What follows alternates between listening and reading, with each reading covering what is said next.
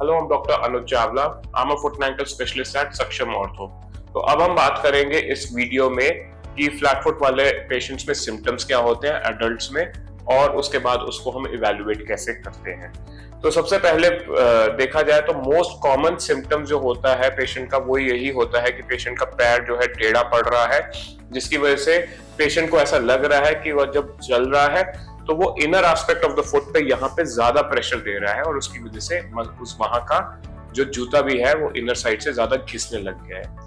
दूसरा कॉमन कारण होता है सिम्टम्स का, कॉमन सिम्टम होता है पेन, दर्द होना। तो पेशेंट को दर्द होता है, मोस्ट ऑफ द टाइम जो है वो दर्द होता है इस मसल के अलोंग, जिसको हम पोस्टीरियर टिबियल टेंडन कहते हैं, क्योंकि इसका इन्फ्लेमेशन होता है। तो वो पेन सिर्फ हड्डी पे यहाँ पे नहीं रहेगा, वो इस डायरेक्शन में जाएगा, मीडियल या inner aspect of the foot और एंकल के लेवल पे। आर्च कोलैप्स की वजह से आर्च पेन हो सकता है, जो कि इस एरिया में फुट में रहेगा। कई बार डिफॉर्मिटी ज्यादा होने में बाहर की तरफ रह सकता है, और साथ ही साथ उसके अलावा पैर के अंगूठे में, एड़ी में, या फिर इवन घुटने में भी दर्द हो सकता है।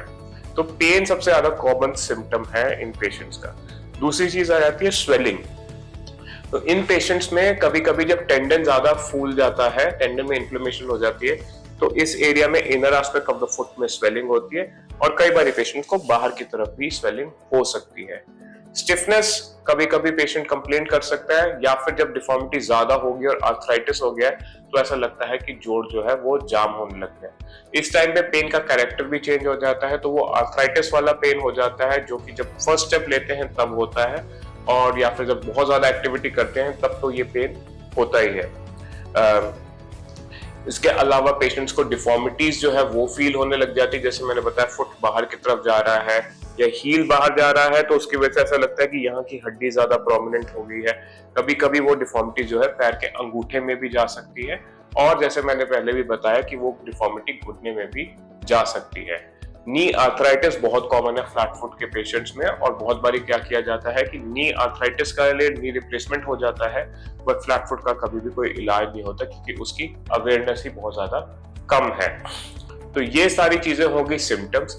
अभी जब हमारे पास पेशेंट आता है तो हम उसको इवेल्युएशन करने में, जैसे मैंने पिछले बारी भी फ्लैट फुट इन किड्स वाले वीडियो में भी बताया था कि हम उसमें स्टैंडिंग फुट एक्सरेज करते हैं, यानी कि पेशेंट को खड़ा होके, उसमें हम उनके खड़े होके पेशेंट के एक्सरेज करते हैं फुट के, जिससे हमारे को एक अलाइनमेंट का आइडिया लग जाता है कि अलाइनमेंट कितनी ज्यादा खराब है, और हमें यह भी दिख जाता है कि जोड़ों में आर्थराइटिस है कि नहीं है।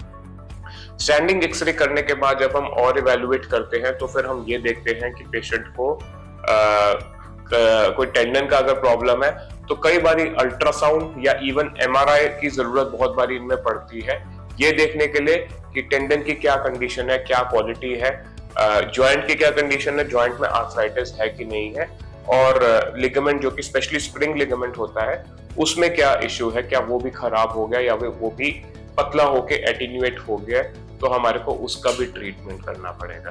तो जनरली ये इन्वेस्टिगेशंस करने के बाद ही हम उसके बाद पेशेंट्स को आगे ट्रीटमेंट के लिए शुरू करते हैं, और ट्रीटमेंट के बारे में हम अगले वीडियो में बताएंगे। Thank you very much.